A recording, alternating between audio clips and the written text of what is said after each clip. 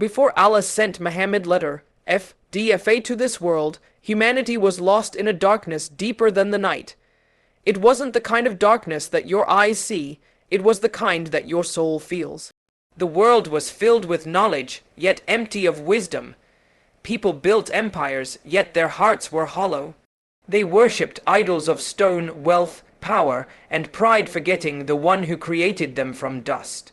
In that time, mankind had advanced in trade, art, and power, but they had forgotten how to live with mercy, justice, and truth. It was a world where strength was worshipped and weakness was crushed, a world that celebrated arrogance and mocked humility. And in that storm of ignorance, Allah chose to send light, the light of Muhammad letter F, DFA. When Allah sent him, He didn't send him just as a messenger. He sent him as a mercy, as a reminder, as a teacher to a world that had forgotten how to breathe spiritually.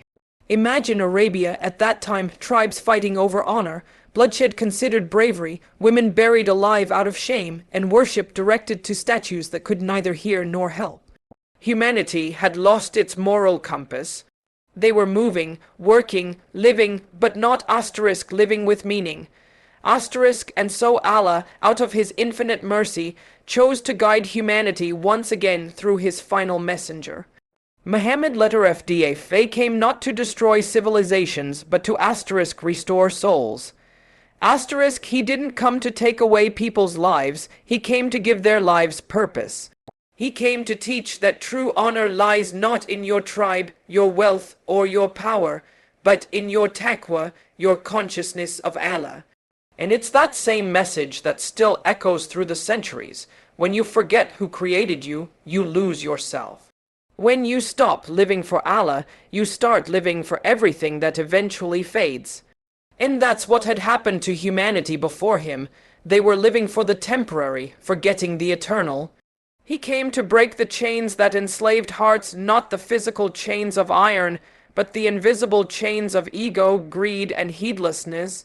He came to remind humanity that submission to Allah is not weakness, it's the greatest form of freedom.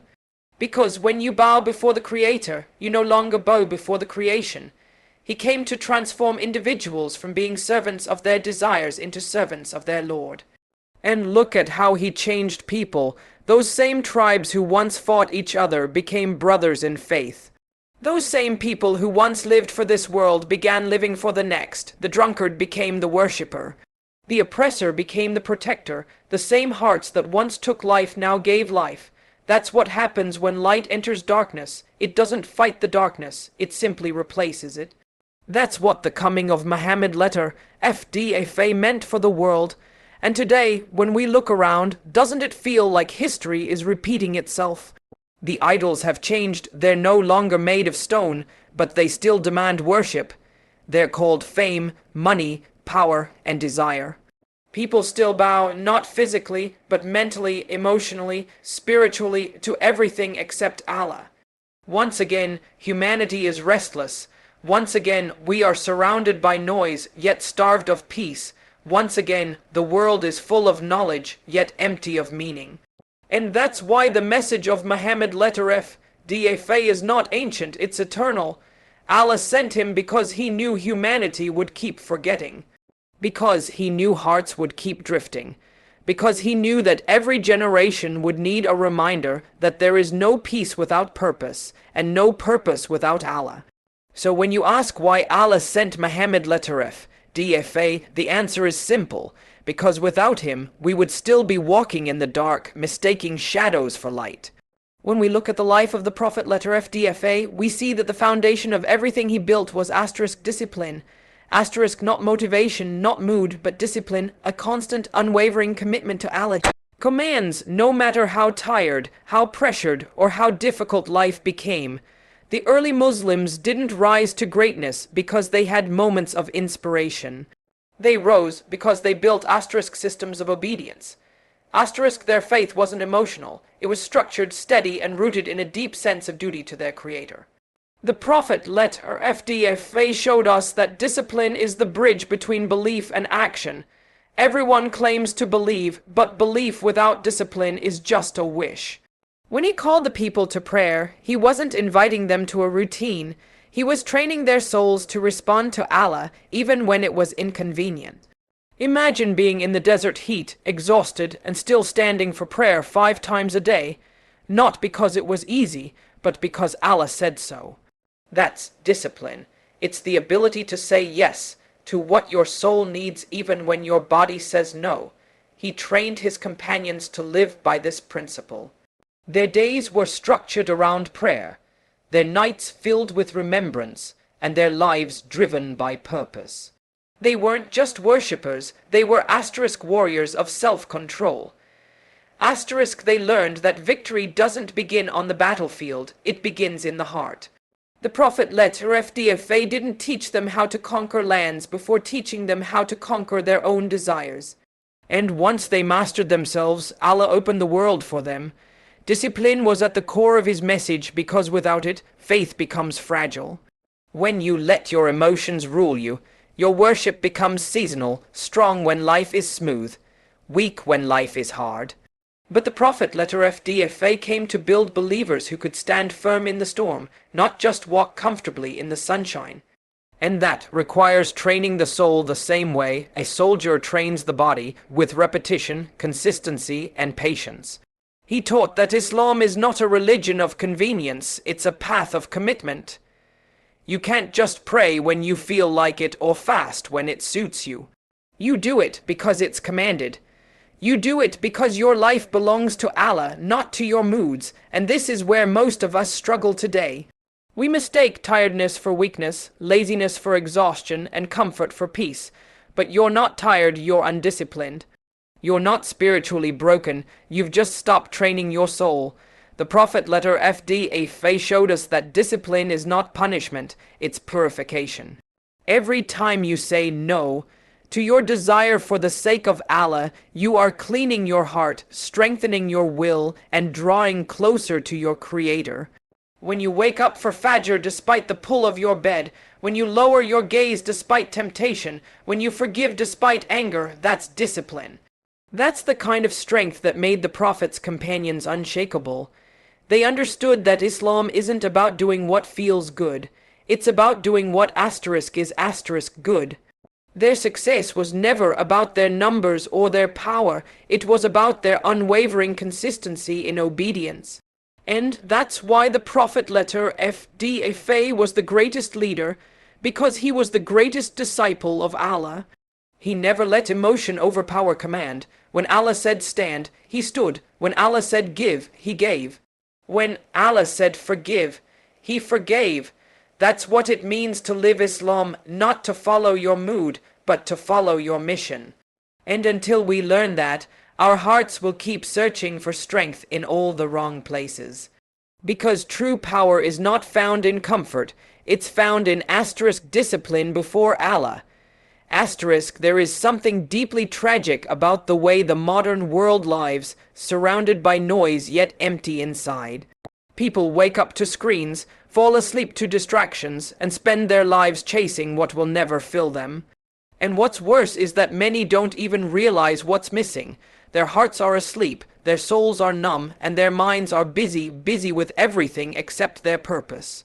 That's exactly what humanity looked like before the Prophet FDFA was sent, and that's exactly why Allah sent him to awaken sleeping hearts, to remind us that life is not just about surviving, but about truly living with remembrance. The Prophet FDFA came to revive a world that had forgotten how to feel. His message wasn't just about laws and rituals, it was about bringing the heart back to life.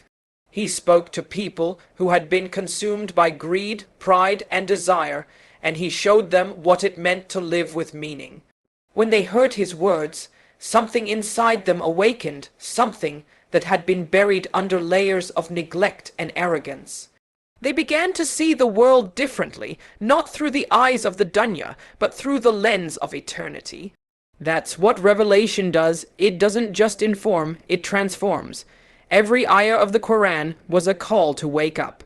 When Allah said, has the time not come for those who believe that their hearts should humble themselves to the remembrance of Allah? It was not just for the people of the past, it's for us.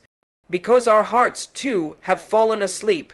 We've become numb to sins, blind to blessings, and deaf to reminders.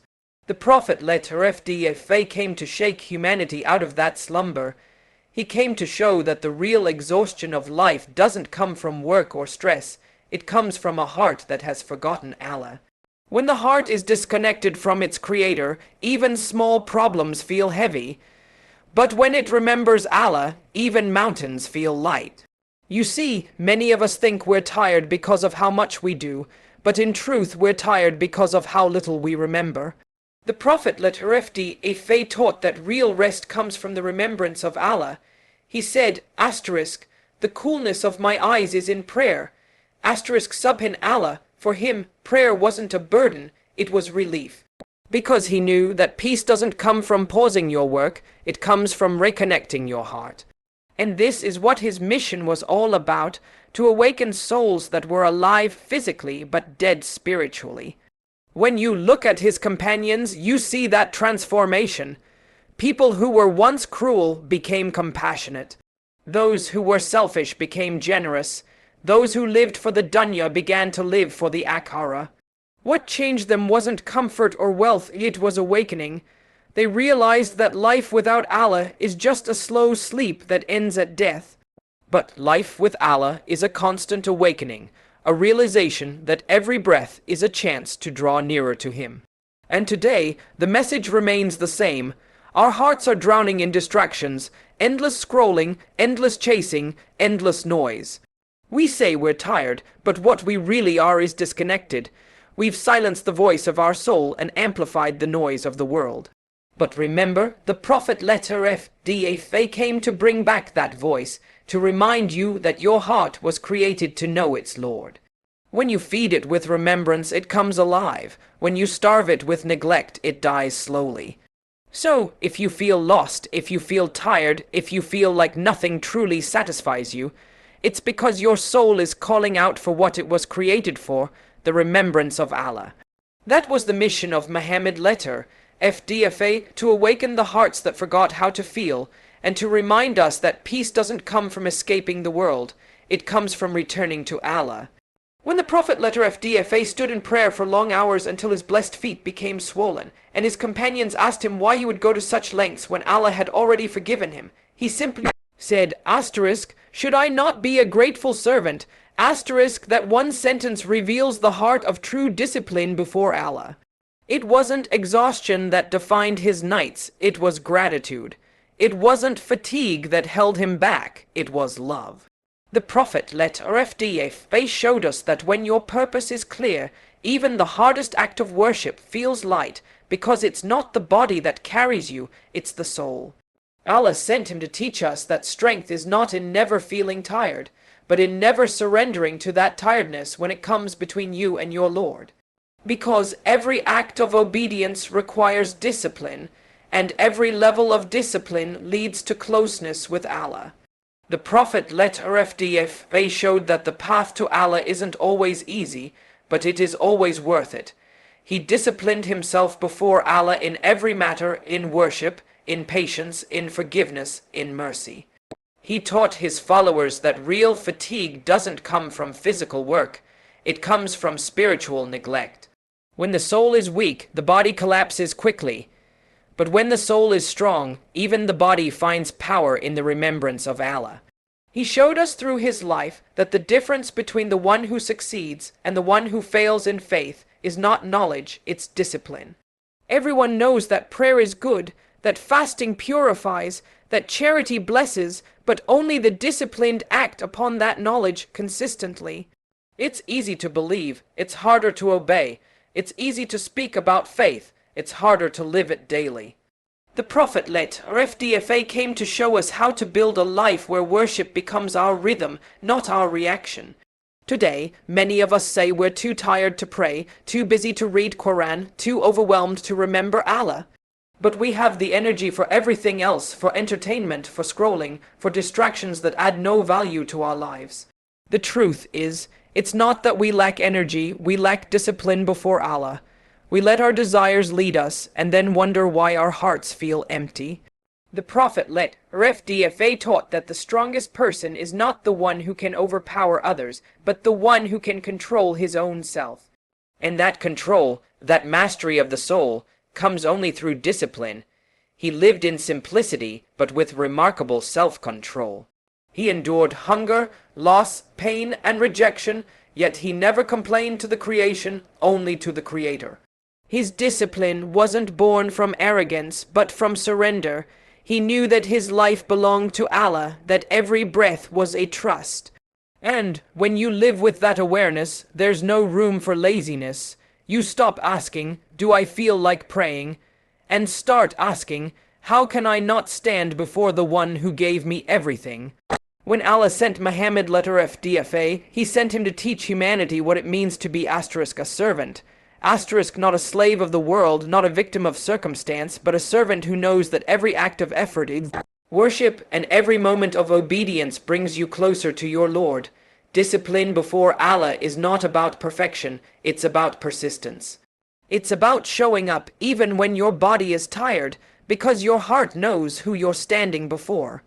So the next time you say, "I'm tired," remember even the Prophet FDFA felt exhaustion, but he stood anyway. Because his strength didn't come from his body, it came from his surrender. You're not tired, you're simply being tested. And the one who disciplines his soul for Allah will always find that the burden becomes light and the reward eternal.